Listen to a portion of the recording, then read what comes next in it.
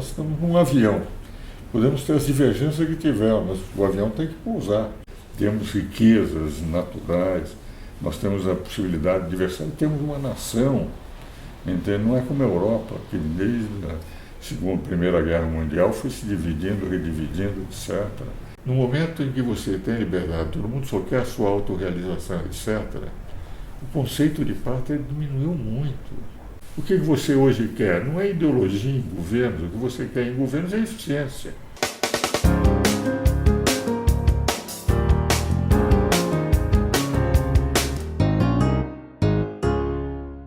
Meu convidado de hoje é jurista, advogado, professor, escritor, é uma autoridade no Brasil, chama-se Dr. Ives Gandra Martins. É uma honra para mim, muito obrigada por você ter vindo. O privilégio é meu. Imagina. E a gente começa falando do Brasil, eu acho, né? O que o senhor está gostando no Brasil? O que o senhor não está gostando no Brasil? Veja o seguinte, Leda, enfim, com 84 anos, eu via muitas coisas nesse país. E eu sou um otimista mesmo, moderado, dentro de uma situação que não é uma situação tranquila. Se você analisar o governo Bolsonaro está tentando aplicar tudo aquilo que ele disse que iria fazer no momento em que foi candidato.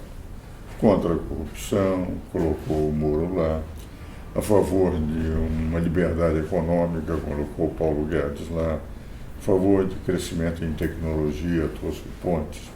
Então, ele colocou pessoas bem adequadas no executivo.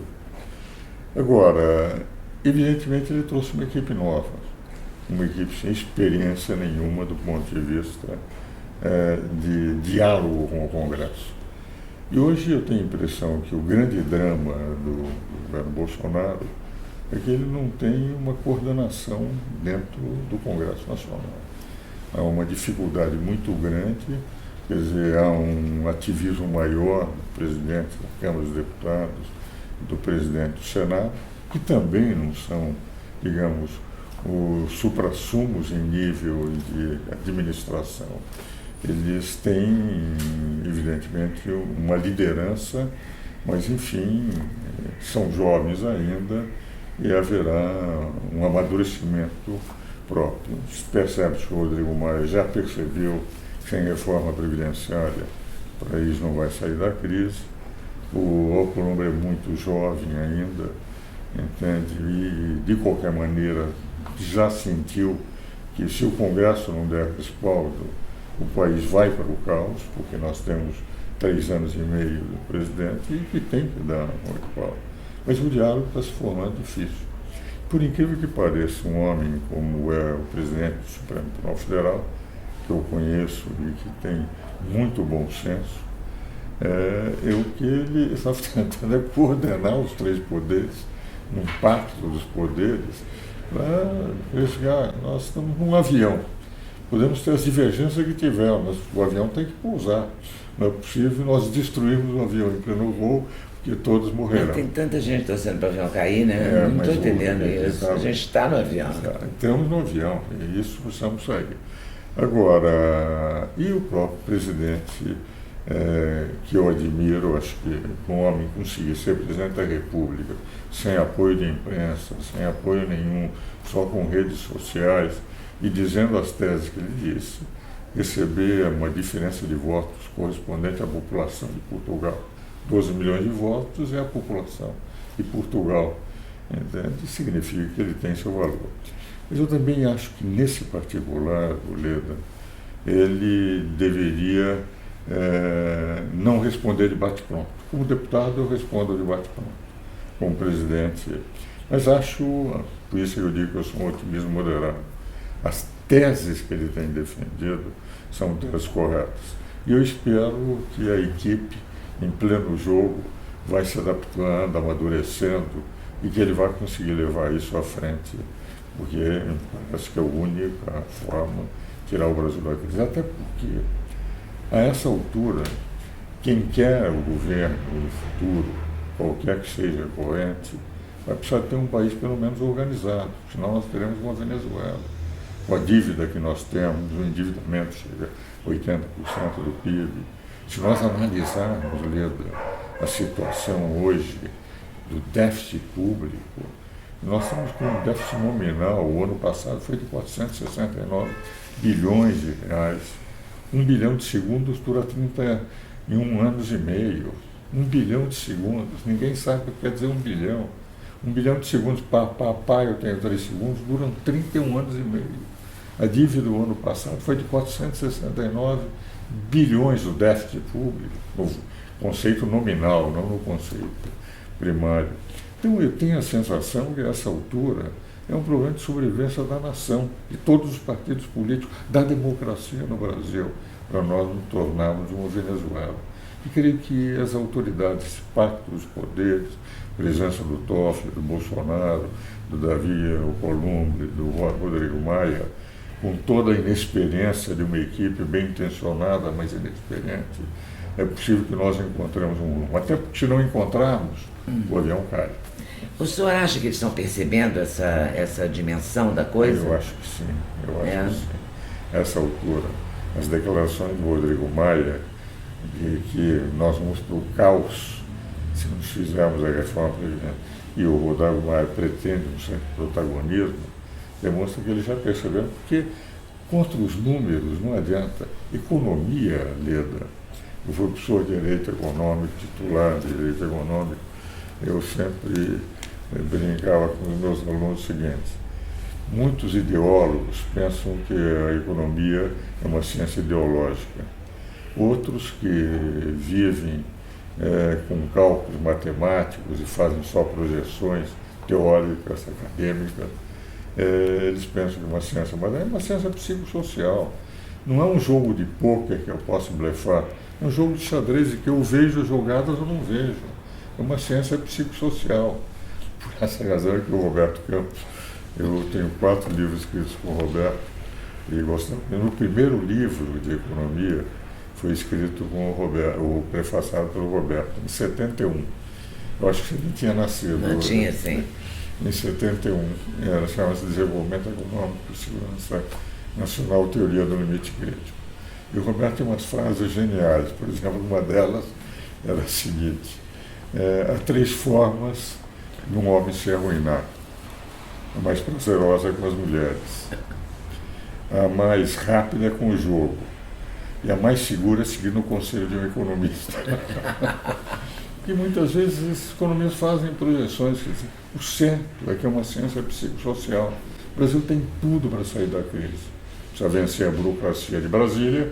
Brasília é uma Versailles do século XXI, como se fosse ainda a Versailles dos XVI, com seus privilégios, com as suas prerrogativas, etc. Isso tem que dar uma enxugada, senão o país não vai na frente. Mas nós temos uma potencialidade, o mercado é o 5º mercado do mundo, entende nível de população, temos riquezas naturais, nós temos a possibilidade de diversidade, temos uma nação, entende? Não é como a Europa, que desde a Primeira Guerra Mundial foi se dividindo, redividindo, etc. Não é como países africanos que ainda vivem problemas tribais, não é como outros países da América Latina que ainda não conseguiram. Nós, apesar de tudo, todo mundo fala, democracia e tal, mas ninguém pensa em dividir o Brasil, entende? O que vale dizer, nós temos um mercado realmente extremamente potencial. E a gente precisa que aqueles que estão em Brasília, os detentores, na minha breve teoria do poder, que eu voto, os detentores do poder compreendam que a função deles é serem servidores públicos, e não pessoas que se servem do público. Não? O que é muito diferente. É muito diferente. O que o senhor acha do ministro Paulo Guedes? Você sabe que é interessante? O Roberto era muito meu amigo. Roberto Campos. E nós conversamos, tivemos 4 livros escritos, ele prefaciou o livro. Quando ele entrou na Academia Mato Grossense de Letras, quem fez o discurso de recepção, eu sou correspondente lá no Mato Grossense de Letras, fui eu. Ele fez um agradecimento muito simpático para mim. O Roberto tinha uma grande admiração pelo Paulo Guedes. Ele achava um cidadão de uma visão econômica. Aliás, se nós analisarmos a equipe econômica, ela vem toda da escola de Chicago, que era mais liberal, da linha econômica dos economistas dos Estados Unidos. O próprio neto dele também é formado nos Estados Unidos, não é? E tem uma equipe de alto nível. Sueta Almeida, que ele aproveitou do governo anterior, entende? O problema é o seguinte: eu posso planejar, isso tem que ser aprovado no Congresso, isso tem que saber negociar. A equipe de negociação, aquela que tem que trabalhar, isso não deveria ser trabalho do Paulo Guedes, ele tem apenas que dar os elementos para os congressistas, aqueles que dão apoio àquilo que é a base do governo. A negociação é que está ruim. Está muito ruim. A negociação do governo com o Congresso. Que é o Congresso que tem reforma previdenciária. Uma grande parte é reforma constitucional, precisa de 60% do Congresso, em 2 votações, em cada uma das casas. Quer dizer, se não houver isso, Leda, é muito difícil. Entende? Então, na prática, o problema não está no planejamento deles, o problema não está nas ideias, o problema está que ainda é uma equipe, como um grande técnico de futebol que não tem time. Ele tem que fazer o time jogar, ou tem time e o time ainda não compreendeu qual é a técnica daquele que é o técnico de futebol. Eu acho que eu conheço muitos deputados que aí estão, inclusive, por exemplo, a Joyce era também pessoa que trabalhava. Eu dei entrevistas para ela na Veja, no canal, no blog que ela tinha. Então, entende? Mas todos estão aprendendo. A Carla Zambelli, eu gosto muito, fez movimento de ruas, mas estão aprendendo a ser deputados. Estão aprendendo a representar. Eu sou parlamentarista desde os bancos acadêmicos, Leda. Eu fui presidente de um partido. Eu fiz política até 65. Eu presidi em São Paulo o Partido Libertador, que era um partido parlamentarista. O presidente nacional nosso era o Raul Pila. Enquanto eu presidi em São Paulo, o Paulo Bolsonaro era secretário-geral lá no Rio Grande do Sul. E defendíamos o parlamentarismo. Estou convencido que o parlamentarismo é o caminho. Dos 20 maiores países do mundo, 19 são parlamentaristas. Só os Estados Unidos é presidencialista. Agora, nós só vamos ter efetivamente parlamentarismo quando compreendermos que efetivamente na casa, no parlamento, nós temos 100% da representação nacional. O executivo é a maioria, às vezes nem a maioria quando há segundo turno. Agora, para isto, entende, o legislativo tem que saber crescer, os partidos têm que diminuir. Desses 19 países que têm o parlamentarismo e que formam os 20 maiores democracias do mundo, 19 parlamentaristas, ninguém tem mais. Por exemplo, a Itália tem 8 partidos, tem 35 registrados, só 8 com assento no Congresso. Então, o que vale dizer? Nós temos que caminhar para isso. Nós temos que caminhar para a reforma política. Para a reforma política. Mas para isto, evidente, os deputados, os senadores têm que ter a concepção de que, no fundo, não é cada um pegar, não, eu tenho interessado o meu quinhãozinho, entende? E o resto do Brasil que se dane, se não tiver o recurso para cá. Essa visão, por isso é que há poucos pequena, partidos, né? Pequena, por isso é que os partidos são ideológicos e quem não tiver aquela não fica no partido. E você não tem infidelidade partidária. Se você sair de um partido, você não encontra caminho nos outros partidos com facilidade. E tem que começar lá de baixo. Eu brinco sempre, quando diz que o Brasil não pode ter parlamentarismo porque ele não tem partidos políticos, eu digo o seguinte: o Brasil não tem partidos políticos e não tem o parlamentarismo. A equação é diferente. Nós não criamos uma mentalidade para isso. A mentalidade do presidente que manda. E os outros têm que ficar. Você acha que a gente seria melhor se fosse parlamentarista? Bem, o período mais estável da democracia brasileira foi do Grande Império. Eu digo mais estável porque nós tivemos um período de 42 anos seguidos de parlamentarismo, mesmo com uma guerra contra o Paraguai, que o Brasil nem tinha tropas para poder enfrentar. No início, bastante que o Paraguai avançou nos territórios brasileiros. Em 47 criamos o sistema atual, ou de 1847, e foi até a queda em 89. Foram 42 anos. O presidencialismo brasileiro, sem ruptura, nenhum dos períodos sem ruptura durou 42 anos. Entende? E lá nós tivemos problemas seríssimos. Por exemplo, o meu partido, que era o Partido Libertador, que vinha do Partido Liberal do tempo do Império, era favorável à abolição da escravatura, favorável à República, favorável à Federação, em 1870, em plena monarquia. Então era a liberdade, né? O imperador ia ao Instituto dos Advogados Brasileiros e ficava assistindo o debate entre os grandes juristas, entende? O que é o Instituto foi fundado em 1843, os advogados brasileiros. No quinto andar nós temos inclusive lá ainda as cadeiras, entende? Em que o imperador ficava assistindo para aprender direito, para ouvir o que os grandes juristas brasileiros defendiam, entende? Foi um sistema parlamentar de governo. E o Deodoro, quando proclamou a República, se você ler a história, Deodoro não pensou que tivesse proclamado a República. No dia seguinte, ele leu pelos jornais que ele tinha proclamado a República. Ele tinha certeza que tinha derrubado o gabinete Ouro Preto. Porque o gabinete Ouro Preto, basta dizer que 6 dias antes, tinha havido baile na Ilha Fiscal, com toda a tranquilidade do imperador. Porque era um problema de mudar o gabinete. Então ele tinha ele tinha certeza que tinha derrubado o gabinete. Tanto é verdade que quando foi assumir a presidência da República, o Campos Salles, que era ministro da Justiça, quando ele ia entrar, o Campos Salles virou e disse: presidente, o senhor não pode entrar assim. Ele disse: por quê? O senhor está com todas as condecorações do imperador e o senhor derrubou o imperador.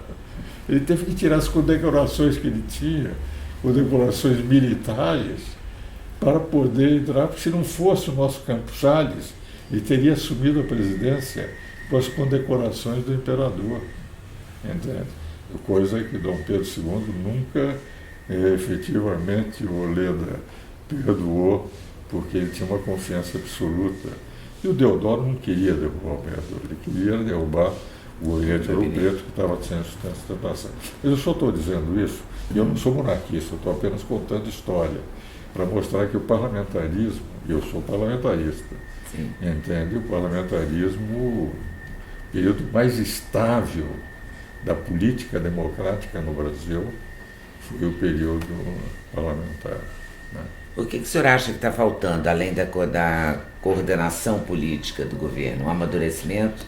Eu acho que mais um amadurecimento da equipe. Por isso é que eu acredito, por isso sou um otimista moderado, é que a melhor forma de aprender a andar de bicicleta é caindo, levantando, caindo. Eles vão ter que aprender. Eles estão aprendendo a andar de bicicleta. Estão aprendendo a andar. Uma grande parte do Congresso é novo, nunca exerceu. E o próprio presidente na presidência, entende? É um cidadão que as ideias são boas, mas ele estava acostumado a ser deputado. O deputado, ele responde na hora, tem que responder, ele tem que ter agilidade mental.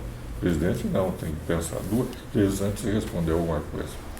Nesse livro, Uma Breve Teoria do Poder, o senhor trabalha com que realidade? A ideia é o seguinte: quando eu publiquei, essa é a 3ª edição, né? Estou lhe trazendo o que eu procuro. Eu posso mostrar que são as tentações de Santo Antônio, com o poder gera uma tentação constante. Foi uma pintura clássica que eu pus na carta. O que eu procuro analisar, por que eu chamo de breve? Por que eu chamo de breve teoria? Porque eu não analiso as grandes correntes filosóficas das teorias políticas. Isso eu fiz em outros livros, entende? Mas não nesse. Eu analiso a história do poder através do detentor do poder. Então, em vez de analisar as correntes, desde as correntes chinesas, desde Confúcio, desde as correntes lá, as mudanças na Índia, então todo o Oriente Próximo, os elamitas, egípcios, etc., que geraram correntes filosóficas, e principalmente os gregos que mostraram, isso eu já fiz em outros livros, que eu analiso a figura do detentor do poder, a figura de quem detém o poder, por isso, através da história, para mostrar que não houve uma grande mudança. Entende? É inata a corrupção dentro do poder, os bons governos reduzem a corrupção, os maus governos vivem da corrupção, entende? Mas a corrupção é inevitável? Eu diria, quase inerente ao poder, porque diziam, eu cito aí o Carl Schmitt, entende, que a ciência tem toda a teoria das oposições, em que ele apresenta o seguinte: você, na estética, a oposição entre o belo e o feio, na moral entre o bem e o mal, na economia entre o útil e o inútil, na política entre o amigo e o inimigo. Se eu tenho poder, eu quero derrubar o meu inimigo, não quero que ele assuma. Faço tudo para... E se eu não tenho poder, eu faço tudo para derrubar. Então, esse confronto, diz o Carl Schmitt, no livro O Conceito do Político, entre as duas correntes, isso é uma constante na história. Algumas guerras são provocadas por isso. A gente está assistindo uma guerra permanente contra o Bolsonaro, né, da grande imprensa, dentre os deputados e tal, e o senhor falou do parlamentarismo. Houve até chamado de parlamentarismo branco, na tentativa na verdade, nesses 19 países que eu fiz, 2 países adotaram o que chama-se um parlamentarismo mitigado, França e Portugal. Portugal, nós temos o presidente da República, o primeiro-ministro. Na França também é o presidente da República e o primeiro-ministro. Se nós analisarmos, cada um tem determinadas funções. Determinados ministérios são da responsabilidade do presidente, outros do primeiro-ministro. Então, é um parlamentarismo em que o Congresso tem uma determinada função, não pode derrubar o presidente, pode derrubar o primeiro-ministro, né? E é um sistema parlamentar e governo, porque a Constituição desse país se diz constituições parlamentares, mas, na verdade, é um parlamentarismo mitigado. E se nós analisarmos os Estados Unidos, de certa forma, é quase um presidencialismo parlamentar, porque, como vem do parlamentarismo inglês, a Inglaterra introduz o parlamentarismo em 1689, quando derruba, os Oranges assumem e dão poder o rei fica às costas só como chefe de Estado. Os Estados Unidos, quando vem com o presidencialismo de 1776 e com a Constituição de 1787, eles não perdem, digamos, aquela origem inglesa. Então, o Congresso Nacional nos Estados Unidos tem uma função muito grande. E o dado interessante, Leda, é a origem do Senado do Brasil, não tanto, mas do Senado americano. Sabe por que surgiu o Senado americano? Não. Para evitar a abolição da escravatura. De 76 a 87, 1776 a 87, durante 11 anos, eles procuraram ter uma Constituição que está aí há 231 anos. Os estados do Sul, eram 13 colônias, eram estados agrícolas, que tinham uma escravidão intensa, porque eles viviam da agricultura. Os estados do Norte já queriam a abolição da escravatura, só que tinham uma população maior que os estados do Sul. Então eles discutiram que, se por acaso aceitassem só a Câmara, a Assembleia, a Câmara dos Deputados, eles aboliriam a escravatura imediatamente, que poderia arruinar os estados do Sul, segundo a visão dos representantes da discussão em Filadélfia da Constituição. O que eles fizeram, Leda? Disseram: nós temos que ter uma casa em que vale a unidade e não o número de eleitores. Não importa o número de eleitores, cada colônia vai ter o mesmo número de senadores. Então, eles negociaram para poder ter isso, e com isso eles atrasaram em 80 anos a abolição da escravatura, que só foi feita através de uma guerra, a Guerra de Secessão, em que os estados do Sul, de novo, não aceitaram a linha do Lincoln, etc. Agora, a criação da segunda instância é que nós começamos, que imitamos tudo nos Estados Unidos. Na Constituição de 1891, nós adotamos o Senado também. E, no fundo, no Brasil, nós temos qualquer discussão legislativa passando por 2 casas. Pois é, mas essa coisa de passar, de querer transformar o governo brasileiro no parlamentarismo, com o Bolsonaro agora, no parlamentarismo branco, que se falou, né? Eu tenho a impressão que nesse governo não seria feito. que eles têm o direito adquirido. Seria no próximo? Seria para o próximo governo. Isso não, Você acha que a gente deve ter uma nova... Esse risco não haveria. Não. Você acha que a gente deve ter uma nova Constituição? Acho que não. Eu acho que não pelo O senhor acha ela boa, essa? Não, acho que ela é boa na espinha dorsal e é muito adiposa em muitas disposições. Mas acontece o seguinte, é que nós não teríamos a garantia de que vamos ter uma condição melhor. Quando o senhor diz que ela era adiposa, o que o senhor tiraria? Não, eu acho que o senhor acha que ela esmiuça, ela vai a detalhes demais? Se nós analisarmos, nós temos hoje 105 emendas, 97 disposições transitórias, 250 artigos, o que representa ela teve um processo de modificação constante.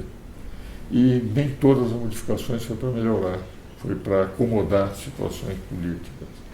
Agora, o grande problema é o seguinte... Isso que a gente tem feito no Brasil ao longo desses anos, acomodar situações políticas, é isso? Só. É isso que atrapalha a gente aí para frente? Na minha opinião, sim. Mas ela tem um aspecto positivo. Se nós respeitarmos a Constituição na sua espinha dorsal, a Constituição é boa. Por exemplo, quando fala no artigo 1º que o Brasil é um Estado democrático de direito. E é. Que foi aprovado pelo povo e tal. Depois de 31 anos, fala-se de tudo, mas não se fala em golpe de Estado mais. Derruba-se presidentes, mas a democracia continua. Segundo o artigo 2º fala que os poderes são harmônicos e independentes. E há todos os mecanismos para que um poder não intervenha no outro. Por exemplo, o Poder Judiciário... Mas a Câmara não está agora intervindo no poder do Bolsonaro? No governo do Bolsonaro? Veja, eu quero chegar. Primeiro, a Câmara, o Supremo não pode fazer leis. O Supremo tem feito. A Câmara dos Deputados e Senado não poderia deixar que o Supremo fizesse leis, porque o artigo 49, inciso 11, permite zelar pela sua competência normativa. E o 103, parágrafo 2º, não permite que o Supremo, nem nas ações diretas por inconstitucionalidade por omissão, possa fazer a lei em lugar do Congresso. Por outro lado, o Executivo só pode legislar em caso de medidas provisórias e leis delegadas. E, por fim, o artigo 142 declara, Oleda, que se houver conflito entre poderes, cabe às Forças Armadas reestabelecer a lei ao ato. Não romper a lei ao ato, mas reestabelecer a lei ao ato. Então nós temos os mecanismos. Agora, tem havido interferência dos poderes. O Poder Legislativo, no momento em que percebe uma desarticulação da equipe de Bolsonaro, começa a fazer as suas exigências. Uma liderança maior nesse ponto, um trabalho melhor nesse ponto, levaria o Congresso Nacional a ter a sua função de legislador, legislar para o futuro. A ficar no seu lugar. O presidente Bolsonaro deveria, evidentemente, a meu ver, ele estar dando as teses corretas, mas na prática, enfim, um pouco mais ordem nas suas tropas. E ele tem, por exemplo, o general Mourão, extremamente competente e democrata. Eu conheço o general Mourão. Bolsonaro não conheço pessoalmente, mas o Mourão eu conheço. Um cidadão que ele podia utilizar melhor, entende, na sua habilidade. É um homem que fala diversos idiomas, fez o curso do CPAEX, que é o mais importante curso para ser general da Escola de Comando de Estado-Maior do Exército, curso que eles ficam um ano na Praia Vermelha só para aprenderem sobre problemas nacionais e internacionais, 30 e poucos coronéis todo ano que vão ser generais. Mas então eu tenho a sensação, os mecanismos estão na Constituição, só que o Supremo tem ignorado, o Legislativo tem ignorado e o próprio Executivo tem ignorado. O que você está achando do Supremo, o senhor que é um jurista? O Supremo, eu acho que é composto de 11 excepcionais ministros, muito bons, mas cada um deles joga individualmente. Antigamente, quando eu comecei a advogar, foi em 58. sustentei oralmente em 62 pela primeira vez no Supremo. Alguns dos ministros que lá estão não tinham nascido. Toffoli e o Alexandre não tinham nascido. Tenho uma admiração quase mística pelo Supremo, mas eles têm ultrapassado os seus limites. Cada um tem decidido, por exemplo, esse mesmo caso. Eu tenho uma grande admiração pelo Celso de Mello, conheço toda a obra dele, cito a obra dele constantemente, em pareceres, livros e artigos. Mas o Celso de Mello leva 6 horas para falar que o homossexualismo é raça e criar um tipo penal inexistente. Só o Congresso pode criar esse tipo penal, não cabe ao Supremo. Então, esse ativismo judicial, que eles chamam de consequencialismo, é que o Toffoli está procurando atalhar. Quando ele faz uma entrevista... Você acha que o Toffoli está sendo um bom presidente? Eu acho que ele está lutando para ser, entende?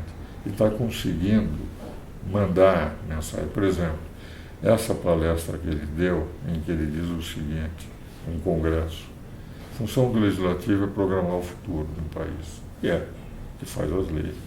A função do executivo é administrar o presente.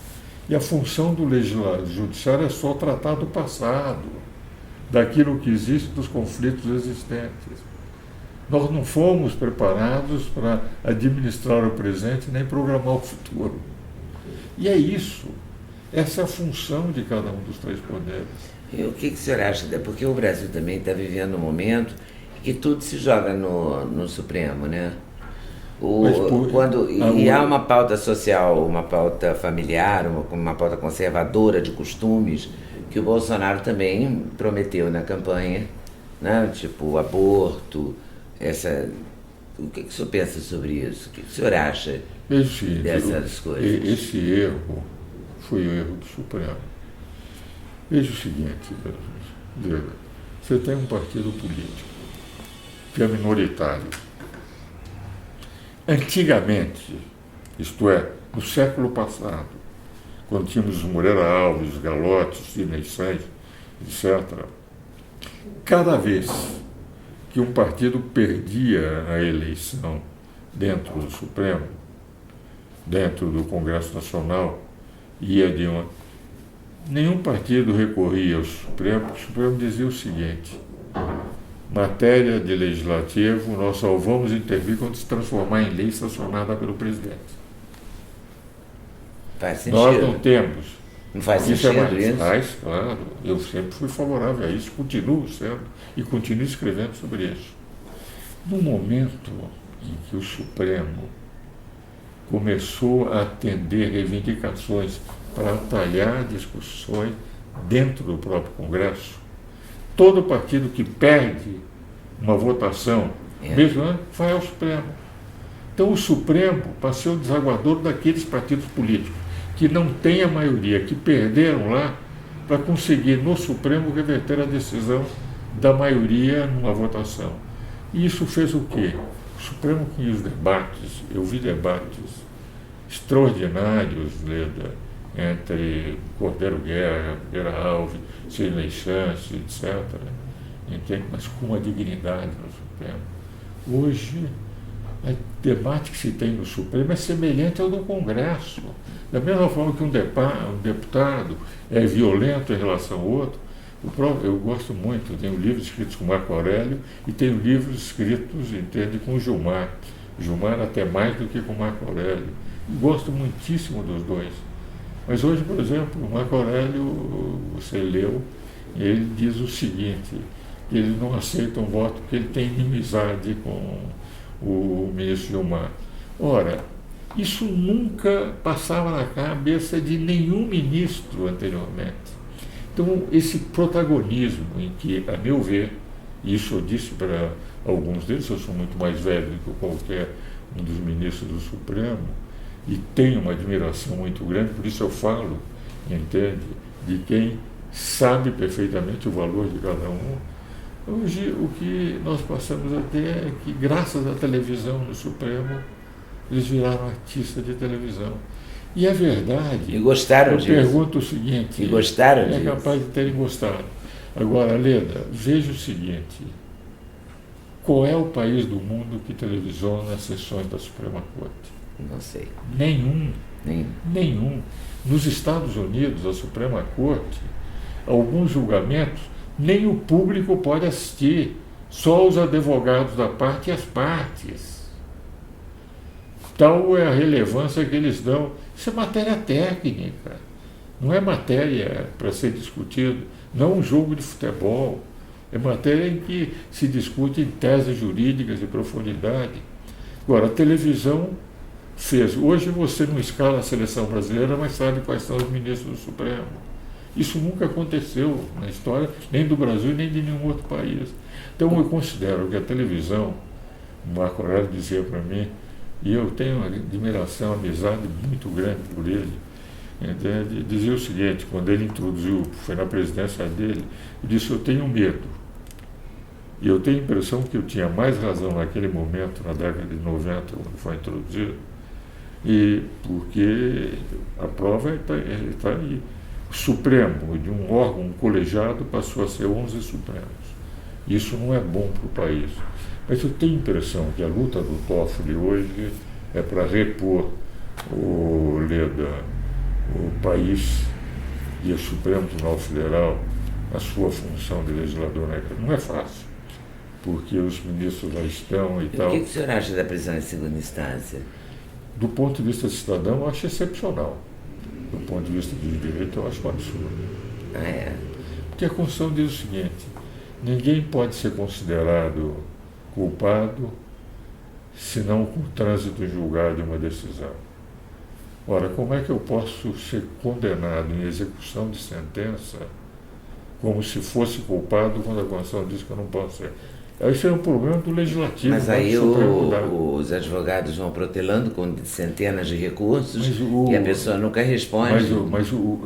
Por isso eu digo, como cidadão, eu seria favorável. O que nós temos que fazer no Legislativo é reduzir isto.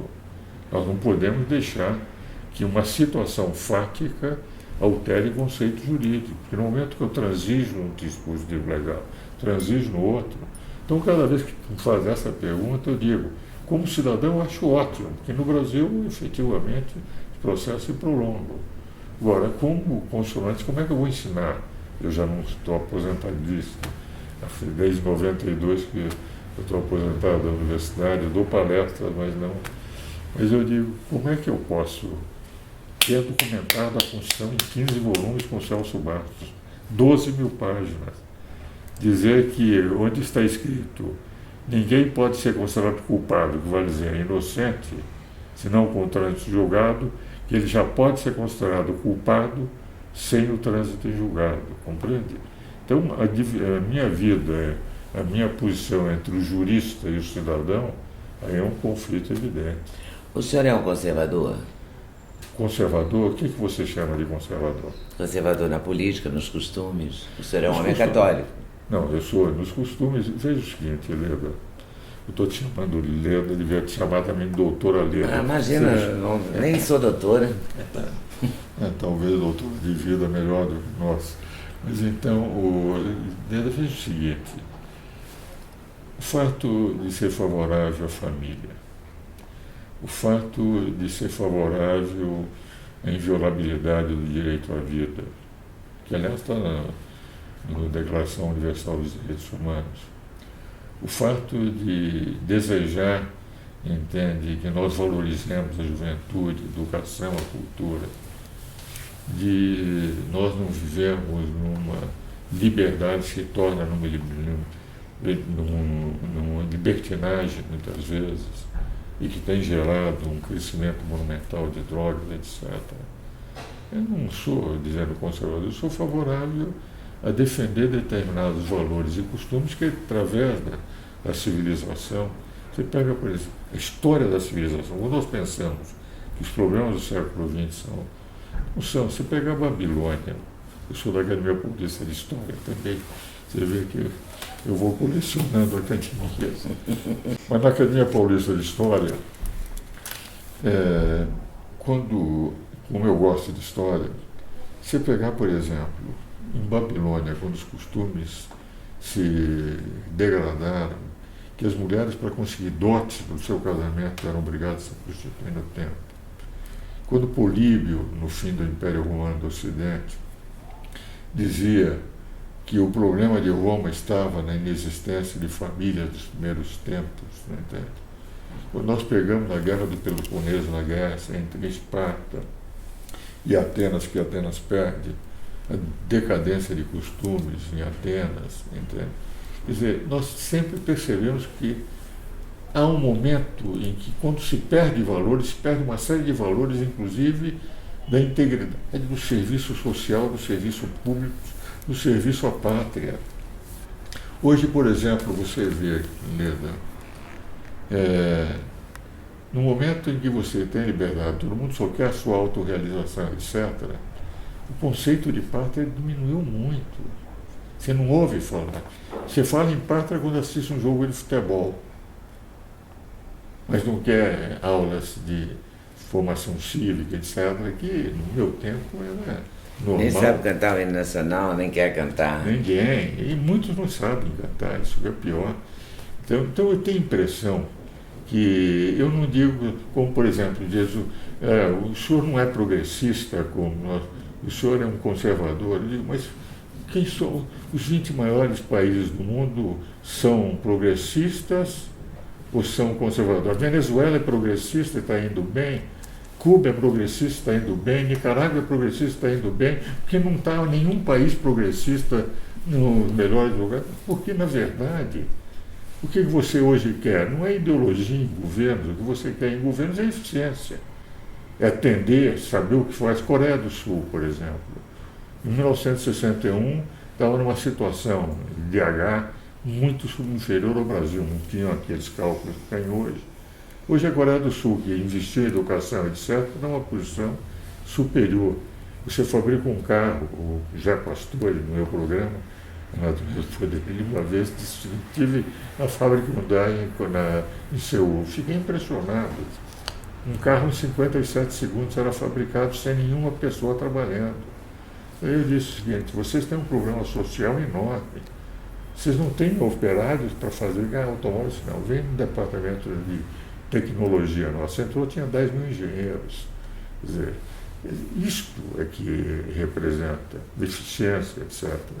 Então, a expressão conservador, progressista, etc., eu acho que eficiência ou não, e os costumes, quando são respeitados, eles auxiliam a nação a crescer. Mas se a gente falasse assim objetivamente, por exemplo, aborto, sim ou não? Eu sou, claro que sou contra o aborto. Veja o seguinte, nós só dois estamos aqui porque as nossas mães tiveram um bom senso de não abortar. É verdade. É uma vida humana. É uma vida casamento homoafetivo. Eu acho o seguinte, casamento homoafetivo não é casamento. Agora, eu não tenho nenhum preconceito contra o homossexual. Você tem todas as maneiras de se unir, de garantir um ao outro. Todos nós, Leda, temos amigos homossexuais, nos damos bem. Entende? O que acontece é o seguinte: há determinados estamentos que, entretanto, foram feitos. E na Constituição, vou até admitir, se a Constituição admitisse, eu acho que é o que a maioria do povo quis, então que se coloque, daí se respeita. Na França, se discutiu isso na Corte Constitucional, que é o Conselho Constitucional da França. Sabe qual foi a resposta? Não, casamento é entre homem e mulher. Se vocês quiserem, mudem na Assembleia. Eles foram na Assembleia e mudaram no Poder Legislativo. Agora, o Supremo declarar que onde está escrito homem e mulher, 226, todos os parágrafos falam em homem e mulher, que falar em homem e mulher não está proibido e que tem o mesmo status daquilo que a Constituição só protegeu para homem e mulher. Então, o que eu quero dizer é o seguinte: nenhum preconceito contra o homossexual, uma opção que o cidadão pode ter, mas casamento, como foi idealizado como uma instituição, eu entendo que o Constituinte só cuidou de homem e mulher e continua a interpretar a Constituição como está escrito, não como o Supremo pretendeu. Agora, se isso for no Congresso Nacional, é outro problema. O Congresso Nacional tem poder porque representa a totalidade da nação. O senhor está casado há quantos anos? 61 anos e namorando há 66. Namorando aos 66. Namorando aos 66. E para ela, como ela se chama? Ruth. Para a Ruth, são dedicados muitos dos sonetos que estão nesse quase livro. Todos eles. Quase todos. É. O senhor também comete sonetos, digamos assim. Eu acho o seguinte... Comete poesia. Aliás, eu diria o seguinte, eu e o Saulo Ramos, quando éramos meninos, nós saíamos aí pelo interior de São Paulo declamando poesias. O Saulo dizia, ele estava em Bauru, mas nos encontrávamos em São Paulo, nós éramos do grupo do... Ele conta isso no Código da Vida, entende? Com o Guilherme de Almeida, etc. E o Saulo dizia, Ives, nós vamos ser advogados, mas a advocacia vai ser o bico que vai sustentar o poeta. Vocês se consideram poeta? Eu tenho a impressão que eu tenho tido livros publicados sim, mas fora do país. Aquilo de coração. Assim. Mas sim. É o que eu mais gosto. Eu tenho uma inspiração em casa da minha mulher. E por outro lado, Leda, eu já ganhei concursos de poesia em Portugal, inclusive. Poemas escritos, até traduzido poemas. Sim, mas quando eu pergunto se o senhor se considera um poeta, não é assim. O senhor é um poeta, isso eu já sei. Eu falo que o senhor, no seu íntimo, quando o senhor vai preencher uma ficha de hotel, lhe dá uma vontade de escrever profissão poeta. Gostaria. Se a poesia fosse tão respeitada como é em alguns países, que eu tenho a impressão. Vou dizer mais, Leda, é um dado assim, o poeta não tem limites. O poeta, ele no momento que começa a fazer a poesia, ele tem um universo à sua disposição. Eu acho que nós vamos além do universo. E você tem a possibilidade de criar as imagens que você sente no coração. Você cria um novo mundo. Você entra a navegar. Entende? Então, a sensação que eu tenho... Diz uma liberdade, assim, porque o mundo é uma seu. Liberdade. Você é dono do mundo. Dentro do seu quarto, Xavier de Massa escreveu um livro, Viagem em torno do meu quarto, no século XIX. Eu tenho a impressão que dentro da sua mesa de trabalho, quantas vezes senta-se para fazer, por exemplo, em 1800, você se lembra da Marluce Dias, que foi diretora? Marluce é muito minha amiga. Da Globo. Ela me manda sempre uma agenda. Em 2010 nós fizemos um desafio. Ela me mandou a agenda, eu disse, vou escrever um soneto por dia, fiz 365 sonetos na agenda dela. Depois publiquei meu diário, isso até entrou no Guinness Book e tudo. E fazia um por dia e vinha a inspiração, porque a poesia é algo que lhe toca a alma mesmo. Toca. Por isso é que o Saulo, quando dizia, eu disse, você tem razão. Poesia, a advocacia é o bico que sustenta o poeta. E o poeta tem um horário, assim, tem uma rotina? Não. O jurista tem, né? O jurista tem. O senhor vai ao escritório até hoje, todo dia? Todo dia. Daqui eu saio para o escritório. Para o escritório, grava o programa para a Rede Vida. De 3 em 3 semanas. E lê todo dia, estuda, ainda estuda? Eu estudo todo dia. Aliás, isso eu aprendi com um outro amigo meu, jurista famoso, que fez a lei de todo o seu Código Civil, o Haroldo Valadão, do Rio de Janeiro. Dizia aí, Visco, eu era ainda jovem, estávamos dando uma primeira palestra, me senti honrado de dar uma palestra ao lado do Haroldo, e ele fez a lei de introdução ao Código Civil em 1942. Então ele me dizia, Ives, não passa um dia sem ler e sem escrever. E você segue, o senhor segue a risca? Sigo rigorosamente.